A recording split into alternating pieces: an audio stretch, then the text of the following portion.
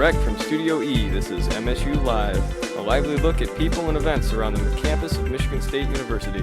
Your host for MSU Live is Jamie Atkinson. Hi Spartans. In this edition of MSU Live, we're talking with Samantha Harris, Director of Michigan Paranormal Research Association. Alongside Sam is her Assistant Director and fellow lead investigator, Kyle Gask-Wilson. So Sam, what would you say first sparked your interest in the paranormal? I would definitely say growing up with my mother, she's definitely a hippie, and I would say that it seems to be almost every generation on the female side of the family carries some kind of psychic trait, I guess you could say, and abilities and gifts. And so my mom kind of raised me around that type of environment, and I guess Ann Arbor could have something to do with it maybe too. So, but I'm faithful to MSU, obviously. Yeah. but yeah, and probably around 11 or 13 years old, I started to actually research things. But I started to experience paranormal things probably since I was about 2 years old. We actually have a bunch of family videos of just weird coincidences or things. Like when I was 2, I said I'm psychic, which is a weird term for a kid to use. Like that's usually not in their vocabulary. You so. too, especially. Yeah. Yeah. And so what else happened? Well, with that occasion, I mean, it could be coincidence, true for all the skeptics, but we used to have a game of like guessing what the present was, and I mean, my parents were pretty secretive as being, you know, Santa Claus. They were pretty good about it, but I happened to guess what the gift was, and I forget what else happened, but yeah, out of nowhere, I was like, oh, I'm psychic, you know. So, and my mom only happened to notice this when we were watching it together like a couple years ago, and we're like, that's weird, you know, like bizarre. So maybe foreshadowing, but yeah. That's kind of crazy, foreshadowing even that early on in the stage. Well, Kyle, what about you? What brought you to this organization? Well, let's see. Ever since I was little, I used to hear things outside the window. Hear footsteps up and down the hall and whatnot, and you know, when I was little, I just never really thought too much of it. Yeah. And then ghost stories, being at the campfire with my friends. You know, my best friend tell me stories about when he was doing construction in a house, hearing voices, stuff moving without anybody being there in the house. And then it kind of drifted out of it. Being a teenager, 'cause you're more interested in, you know, being a boy, more interested in being in girls and like, you know, cars and stuff like that.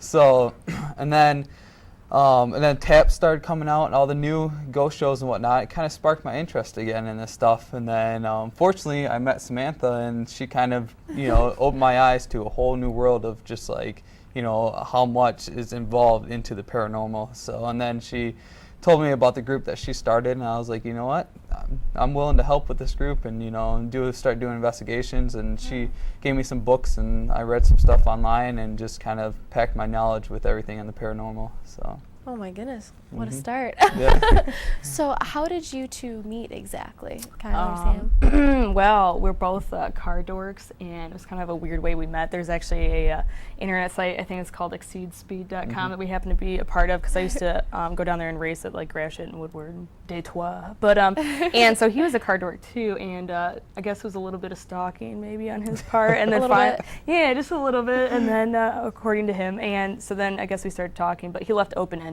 things, so I never was like, oh, this guy's interested. He'd be like, oh, nice car, but not like, you know, like, what have you had done to it, you know, blah, blah, blah. So I never really responded, but then I don't know what happened after that. And then let's see, I contacted her and never got any really response from her, so I kind of let it go because I didn't want to be too much of a stalker. But so, and then I think I said something about going down to Woodward, and because I also, you know, race cars down there, and so, and I gave the option of, you know, we can race, and whoever I'll buy her Taco Bell or something like romantic. that. Romantic. Oh, so just romantic. Yeah, definitely. Great. But just as a joke, and she decided that I guess she would, you know, talk to me then. And give you a chance, right? Oh my God, that's not like that at all. You gotta give her a chance, right? Exactly. So Sam, what is the MPRA, and what are your roles in this organization? The Michigan Paranormal Research Association is a ghost research group, I guess you could say, which is a really big fad lately these days with all the other groups that are out there. But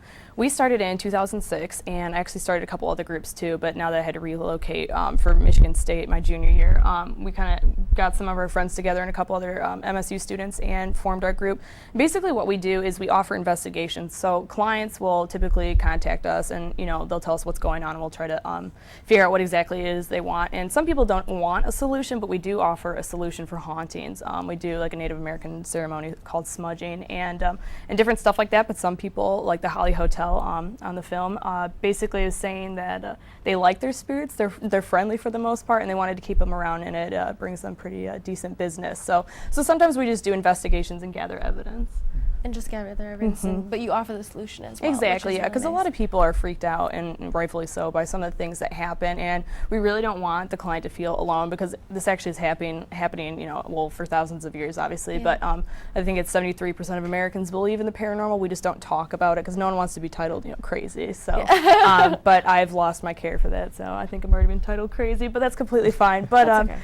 So we just try to help out people and try to find a solution for them. Well, that's really nice.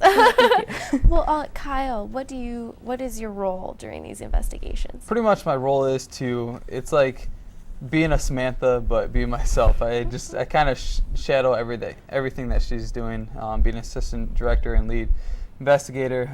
It's just more of, making sure everything is on track with the investigation, because there is, there is time constraints with it too. Well, we'll continue right where we left off, just as soon as we hear from our word from our sponsors.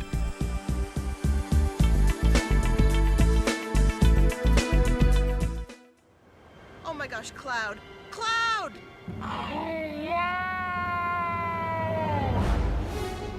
Run! Oh, mercy! Mercy! Come on, legs! Man, I hate the rainy season. Yeah. Great cheese comes from happy cows. Happy cows come from California.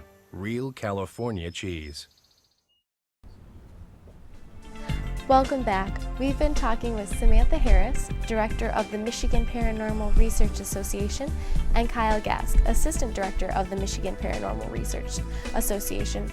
So, Kyle, before we left off, you were explaining to us the role you play during the investigation. Can you elaborate a little more on that? Yep, pretty much just shadowing anything that Samantha does.